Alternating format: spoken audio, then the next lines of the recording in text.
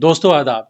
बिहार में मदरसों का एक बड़ा नेटवर्क है और ये कहा जा रहा है कि टीचरों के नहीं रहने से यानी टीचरों की कमी की वजह से 100 से ज़्यादा मदरसे बंद हो गए हैं और कई ऐसे भी मदरसे हैं जो बंद होने के कगार पर खड़े हैं। वजह क्या है कि टीचरों की बहाली नहीं हो पा रही है। हमारे साथ एआईएमआईएम के प्रदेश अध्यक्ष अख्तरुल इमान साहब हैं। अख्तरुल इमान साहब, सबसे पहले स्वागत है, खैर मकदम है आपका हमारे इस प्रोग्राम में। पहला सवाल यही कि बिहार के मदरसों के साथ हो क्या रहा है? लोग आप लोगों की तरफ भी उम्मीद भरी नज़रों से देखते हैं कि ये सवाल जो है उठता क्यों नहीं है? आप खुद भी जो है विधानसभा के अल्पसंख्यक कमेटी के आप सदर हैं, तो इस हवाले से क्या कहेंगे? मसले कई हैं। देखिए, मैं इस मुल्क में बसने वाले मुस्लिम अक़लियत के ताल्लुक से 3 बातें कहता हूँ और हर चंद के मुसलमानों पर हर तरफ ज़ुल्म और ज़्यादती के पहाड़ तोड़े जा रहे हैं। मुसलमान इस वक़्त खौफ के संगीन साये में जीने पर मजबूर हो गया है।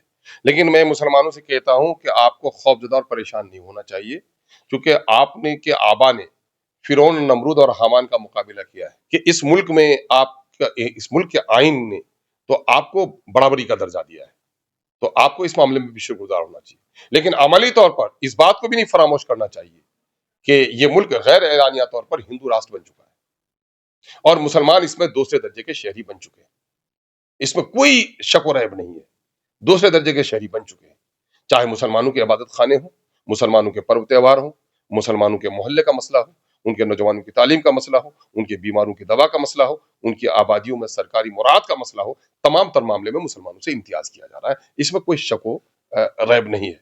लेकिन अब जहां तक आ रहा है मदरसा में, मदरसा उसी असबियत का एक शिकार है कि मैं ये कहूँ, गरचे दूसरे तनाजुर में कहा था, मदरसे के हवाले करते हुए कहा था अल्लामा इकबाल ने, गला तो घोट दिया अहले मदरसा ने तेरा, अब कहां से आए सदाए ला इलाहा इल्लल्लाह। यकीन जानिए, हमारे मदरसों को तबाह करने में 10% हुकूमत वक्त की शरारत है और 90% मुसलमानों की अपनी मुजरिमाना गफलत का दखल इसमें है। आप या क्या समझेंगे? ये बावजूद है कि हुकूमत हमसे पास सौतेलापन कर रही है, लेकिन ये तो गनीमत है ना भाई कि तनख्वाह सरकार दे रही है, निसाब इस्लामी है, टीचर मुसलमान है, बच्चे मुसलमानों के हैं, बोर्ड के चेयरमैन मुसलमान है, मदरसे के सेक्रेटरी और मदरसे की पूरी इंसानियत मुसलमान है। और ये नाअहल लोग मदरसे को तबाह बर्बाद कर दिया। अभी के अभी के चेयरमैन पर मैं बात नहीं उठा सकता, अभी तो इनके इम्तिहान के दिन अभी आए हैं, लेकिन ये लोग भी अभी नीतीश जी का जिस दिन से 40 साल लोग पढ़ रहे हैं, उस दिन से अगर मदरसा बोर्ड में काम किए होते तो मदरसा बोर्ड में बहाली का सिलसिला जारी हो जाता। लेकिन अब तक इन लोगों का बहाली का सिलसिला जारी नहीं हुआ।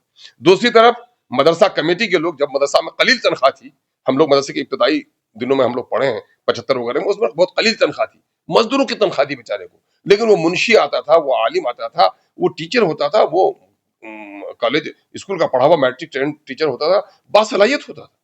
लेकिन जब 1478 के बाद 80 के बाद तब्दीली आई मदरसे में, जब तनख्वाह बढ़ी तो ये सेक्रेटरी और सदर में 90% लोगों का मन डोल गया। इन बेईमानों ने अपने नाअहल बेटे को, गबी बेटे को, जिसने कुरान के औराक नहीं उल्टे, उसको हाफिज जी बर्बाद कर दिया। और सदर ने जब ऐसा किया तो सेक्रेटरी का भी दिल ललचा गया कि अरे सदर साहब ने तो अपने बेटे को बहाल कर लिया। उसका बेटा नहीं था तो उसने नाबालिगा बेटी का निकाह करा करके किसी गरीब मौलवी को बहाल करा दिया, है ना, और नाअहल को बहाल कर दिया। नतीजा ये हुआ कि माजूर के हाथ में तलवार होगी तो जंग जीती जाएगी क्या?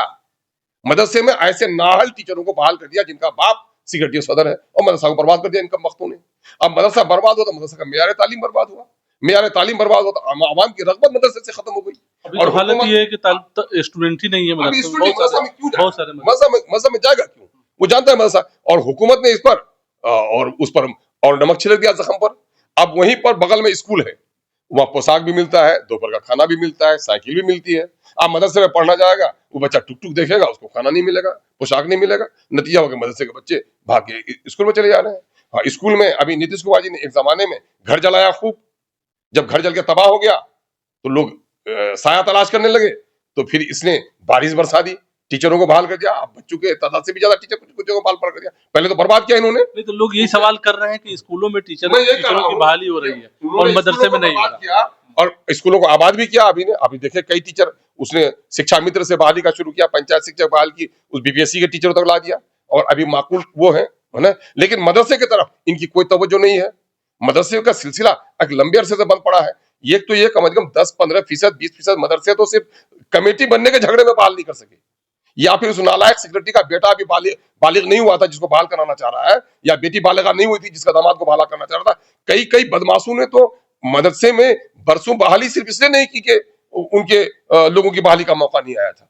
और उस पर तुरफा तमाचा ये है कि आज कितने दिनों से हुकूमत कर रही है, आज भी 2017-18 से ये पैतरा दिखा रही है कि हम नया पोर्टल तैयार कर रहे हैं, तो हम बहाली का हम पारदर्शिता लेके आएंगे। भाई क्या कर रहे हो? 16 साल में तो ताजमहल बन के तैयार हो गया था, है ना? ये जो देख रहे हैं बिहार की जो असेंबली देख रहे हैं ना, अंग्रेजों ने उसको 20 महीने में बना करके तैयार कर दिया था।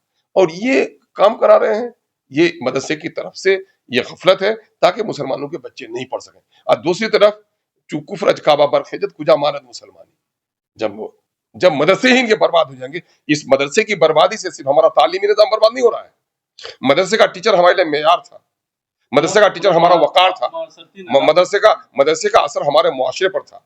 लेकिन मदरसे में जब से बेईमानी होने लगी है, इसका कहीं ना कहीं बिला वास्ता तौर पर असर हमारी सोसाइटी पर। लेकिन कोई सिस्टम होना चाहिए सर कि यकीनन सिस्टम होना चाहिए। जैसे अभी अगर देखिए मैं कमेटी का चेयरमैन बने हुए तीन तीन तो महीने हुए हमारे हुए हैं, दोबारा मैं नामजद किया गया हूँ। तो मैंने सबसे पहले मीटिंग अगर बुलाई तो मैंने एजुकेशन की बुलाई, और मैंने इन लोगों को कहा कि बहाली कब करेंगे, बहाली की फौरी तौर पर बहाली कीजिए आप, ये क्यों नहीं हो गया, निसाब का मामला साफ कीजिए, अंतर वेतन की जो राशि है वो भुगतान कराइए। अभी मैं आपको बता रहा हूँ मदरसे में बेईमानी देख लीजिए आप। एक तो है मदरसे के टीचरों के दरमियान में इनके मसाइल जब उलझ जाते हैं तो बेचारे मौलवी हजरात जो होते हैं वो सिस्टम जानते नहीं, वो डीओ नहीं जानते, वो बीओ नहीं जानते, वो नहीं जानते कि वित्त विभाग क्या होता है। वो बेचारा किसी मास्टर को पकड़ लेता है, और ये मास्टर जब हो जाता है दलाल हो जाता है। अभी दलालों का एक बड़ा ग्रुप है उसमें। अभी देखिए इन लोगों के अंतर्वेशन की राशि मिलनी थी कोर्ट के फैसले के बाद।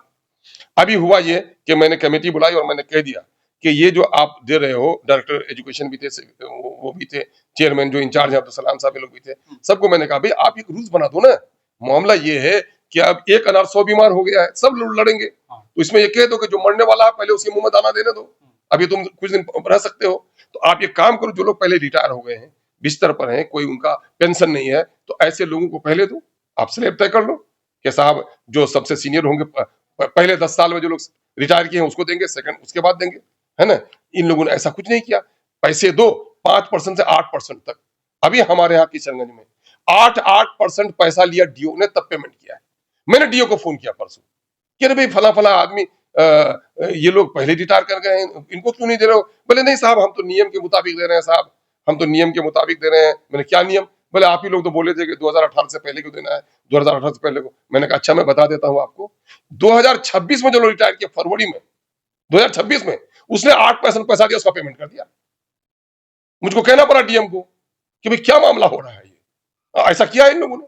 हम लोग देखेंगे, फिर अभी कमेटी बुला रहे हैं, देखेंगे इन लोगों ने, जिन लोगों ने पैसे दिए वो अभी नौकरी में है, और जो बेचारे रिटायर करके बिस्तर पर पड़े हुए हैं उसकी वेतन की, उसकी अंतर वेतन की राशि पेमेंट नहीं कराई गई, और जो अभी नौकरी कर तनख्वाह मिल रही है पैसे उसने दिए, उनको पैसे दे दिए इन बदमाशों ने। तो ये है कि मदरसे में नीचे से ऊपर तक आप देखेंगे कोई हिस्सा एक दो जख्म नहीं, सारा जिस्म चलनी, दर्द बेचारा परेशान कहाँ से उठते, कोई तो ये कहीं से। टीचरों की बहाली का जो मामला है जिसको सभी लोग उठा रहे हैं कि भाई आखिर बहाली कब होगी।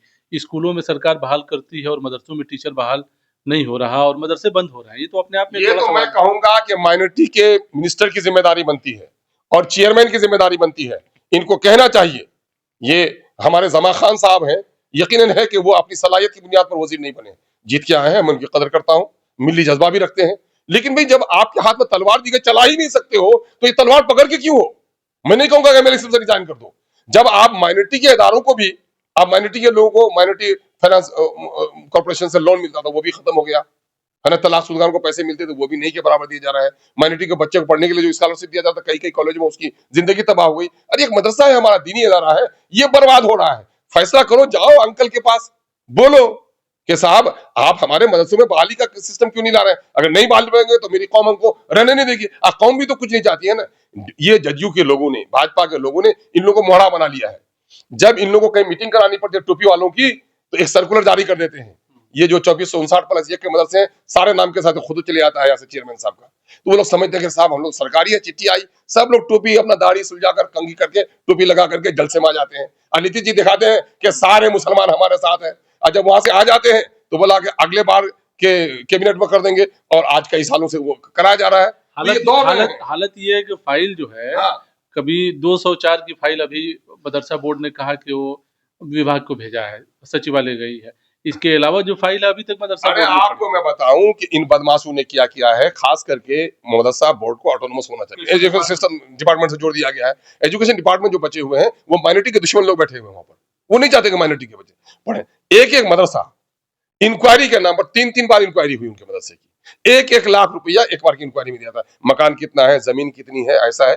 बड़े कमबख्तों, एक मरतबे की इंक्वायरी क्या नाकाफी हो गई? जलजला आया कि मदरसा की जमीन कहीं गर्क हो गई, मदरसा गर्क हो गया कहीं।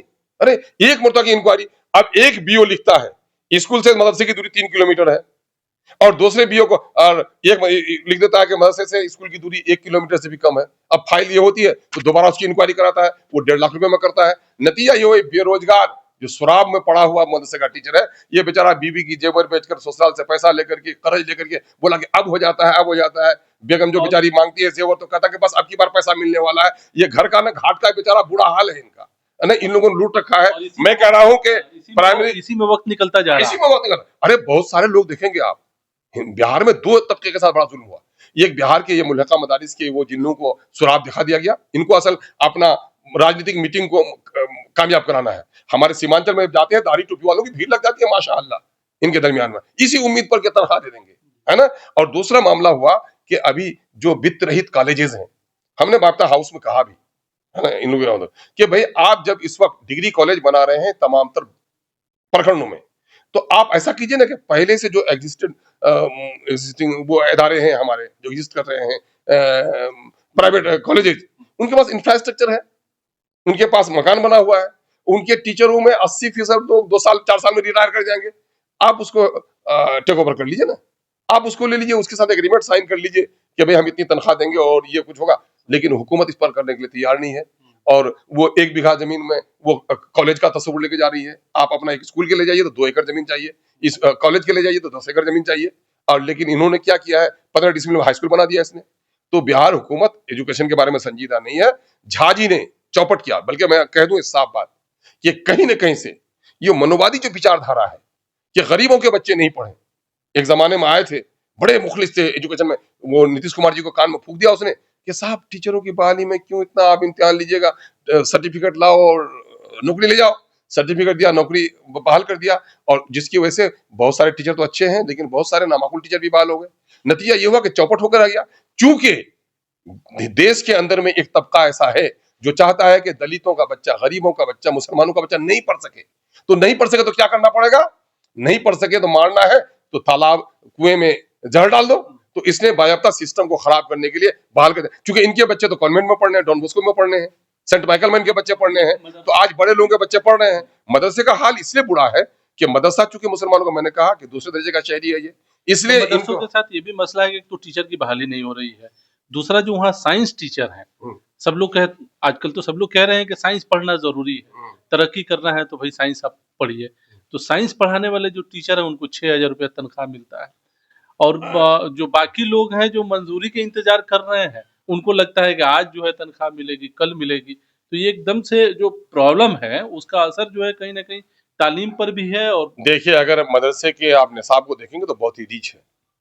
एक ज़माने में बहदी हुई थी कि भई आप फौकानिया को आप मान लेते हैं मैट्रिक के बराबर, तो मैट्रिक में बच्चे ये पढ़ते हैं, वहाँ क्यों पढ़ते हैं?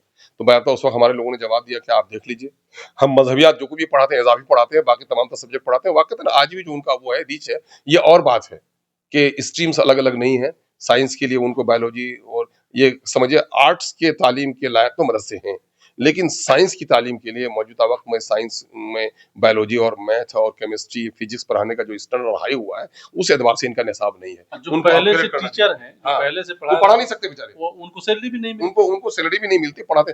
माने एक कल नहीं, पूरी कल खराब है। और आप देखेंगे कि ये मदरसे वाले आकर के बेचारे कहते हैं, इस वक्त तो मदरसे को बचाने के लिए पूरी मदरसे की आबादी को खड़ा हो जाना चाहिए, लेकिन नहीं हो रहे हैं लोग। ये मदरसे के टीचरों का बहाल है, क्योंकि वो समझ रहा है कि वो नौकरी के लिए लड़ रहे हैं, हमारी तालीम के नहीं लड़ रहे हैं। इसमें एक सिस्टम होना चाहिए कि भाई टीचर की बहाली और होगी तो दूसरी उसका बात मैं ये मयार कहूँ, क्या होगा। दूसरी बात मैं ये कहूँ कि ये जो राइट टू एजुकेशन है, बल्कि ये हुकूमत की ड्यूटी है। ये तो हक है पढ़ना लोगों का, लेकिन हुकूमत की जिम्मेदारी है पढ़ाए बच्चों को। जब आप स्कूल के लिए आप फिक्रमंद हैं, तो मदरसे के लिए फिक्रमंद क्यों नहीं है? यही तो मैं कह रहा हूँ। बहुत सारे लोग कह रहे हैं कि भाई नीतीश जी के आने के बाद मुसलमानों के साथ ऐसा फसाद नहीं हुआ। अरे इसने तलवार नहीं चलाई, इसने भागलपुर नहीं किया, लेकिन इनकी जात पर मबनी रिपोर्ट ये कह रही है कि इसने जहर पिलाकर खत्म कर दिया। नौकरियों में इनकी सड़क कम हो गई, उर्दू खत्म कर दी गई, तो ये भी कहते उर्दू हैं खत्म कर दी गई। वो तो ये भी कहते हैं कि नीतीश कुमार जब से आए हैं मदरसों के लिए काफी उन्होंने काम अरे भाई किया। वही तो मैं कहा कि कुछ जगह तनख्वाह बढ़ा दी, कुछ लोगों को एफिलिएशन देकर के दौड़ा दिया है उन्होंने। और मैं कह रहा हूं कि अगर जो महंगाई बढ़ रही उस एतबार से क्या तनख्वाह मिल रही बेचारे मदरसा के गरीब टीचरों को, क्या तनख्वाह मिल रही है? आपने 3 दिन तक भूखा रख दिया उसको, और उसके बाद रोटी दे रहे हैं तो आप मेहरबान हो गए। रोटी छीना तो जुल्म नहीं हुआ, घर जलाया तो जालिम नहीं, रिलीफ बांटे हैं तो बड़े मोहसिन हो गए। तो आपने तनख्वाह जो हो रहा है, अभी भी स्कूल के टीचरों के मुसाफिर को तनख्वाह नहीं मिल रही है। अभी भी जो हाफिज वगैरह बहाल हो रहे हैं 2012 के बाद से जो बहाली हुई है, जब इनका मामला ये था कि जो स्कूलों में टीचर को जो मुराद मिलेंगे वही इनको भी मिलेंगे, लेकिन आज मदरसे के टीचरों को नहीं दिया जा रहा है। तो मदरसे के साथ सौतेलापन का सुलूक हो रहा है, और संस्कृत के भी कुछ इदारे हैं उनके साथ भी सुलूक हो रहा है। और उसमें भी दलित के बच्चे पढ़े हुए हैं, भले पंडित जी उसके टीचर बने हुए हों, लेकिन दलित बेचारे का बच्चा जुड़ा हुआ उसमें से। इसमें एक आखिरी सवाल आपसे करेंगे कि टीचरों के मसले हैं, इससे इनकार नहीं किया जा सकता, चूंकि वो टीचर बहाल हैं। अब वो चाहते हैं कि उनके मदरसे परमानेंट हो जाएं।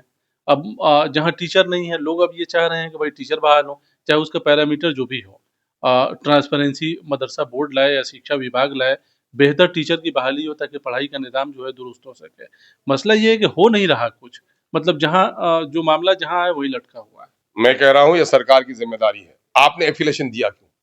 आपने एफिलेशन दिया है उनको, तो आप उनको तनख्वाह दीजिए। आप सिर्फ टीचरों को तनख्वाह न देकर उनके मुस्तकबिल को तबाह नहीं कर रहे हैं, बल्कि उस मदरसे से जुड़ी हुई नई नस्ल के बच्चों को भी आप तबाह कर रहे हैं। यह हुकूमत की नाइंसाफी है। फौरी तौर पर इनको टीचरों को बहाल करना चाहिए, और मदरसा बोर्ड के चेयरमैन को, चूंकि एजाजी होता है वो कोई सरकारी नौकरी नहीं करने हैं, और मैं कहूंगा माइनॉरिटी के जो मिनिस्टर हैं इनको कहना चाहिए कि अगर मदरसे की बहाली नहीं होगी तो हमारे ओहदे पर नहीं रहना चाहिए। अगर जिस दिन ये कह देंगे जुमा 8 दिन नहीं गुजरेगा, मामला तय हो जाएगा। लेकिन ये लोग नीतीश चालीसा पढ़ेंगे, नीतीश चालीसा पढ़ने के अलावा कोई फुर्सत इनको है नहीं। जाइए उनके यहाँ, बहस तो इनका मौजू ये होगा।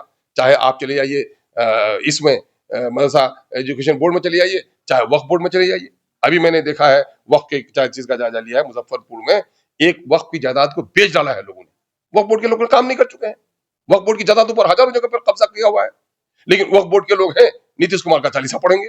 उसके अलावा भाई पढ़िए, क्योंकि आप इलेक्शन लड़के नहीं आए हैं, आप कहीं ना कहीं खैरात में आए हैं, है ना। चाहे निजी ताल्लुकात हो, चाहे किसी ने महीन चावल पहुंचा दिया हो उनके यहाँ, किसी ने अतर की शीशी डाल दी हो, किसी ने इलेक्शन में जाकर उनका कंपेन किया हो, उसी वजह से आप पर नवाजिश हुई है ना। आप कोई एग्जाम पास करके नहीं आए ना, आवाम से जीत करके आए। तो कम अज कम गैरत, मिल्ली गैरत तो रखिए कम अज कम, कि मिल्ली गैरत, और खास करके वक्फ बोर्ड तो मरे हुए लोगों का आ पड़ेगी उन लोगों पर। जो लोग मर गए हैं उन्होंने जमीन वक्फ की है, उनके औकाफ की जमीन को खुद कर रहे हैं। और दूसरी तरफ मदरसा एजुकेशन बोर्ड, जो हमारे बुजुर्गों ने मदरसों को कायम किया है, उसके अमीन बने हुए हैं। अगर आप ये जिम्मेदारी अदा नहीं कर पा रहे हैं, कश्ती डावाडोल हो तो आदमी पतवार छोड़ देता है, दूसरे को देता है। गाड़ी न संभले लुल्ले ड्राइवर से तो दूसरे को बैठा देता है। लेकिन न जाने क्यों मदरसा बोर्ड संभल नहीं रहा है, माइनॉरिटी के मसाइल संभल नहीं रहे हैं, उसके बावजूद भी विराजमान होकर बैठे हैं। ये इनके जाती फायदे तो हो सकते हैं, मिल्लत के फायदे नहीं हो सकते। चलिए, बहुत शुक्रिया हमसे बात करने का। तो ये थे AIMIM के प्रदेश अध्यक्ष अख्तरुल इमान साहब, जिन्होंने मदरसों के मसले पर खुलकर बात की। जाहिर है सरकार की सतह पर भी काम करने की ज़रूरत है, और समाजी सतह पर भी मदरसों के सिलसिले में जब तक काम नहीं किया जाएगा, ये मसले कहीं ना कहीं रुके रहेंगे, हल नहीं होंगे। बहरहाल इस प्रोग्राम में इतना ही, हमें दीजिए इजाज़त। शुक्रिया।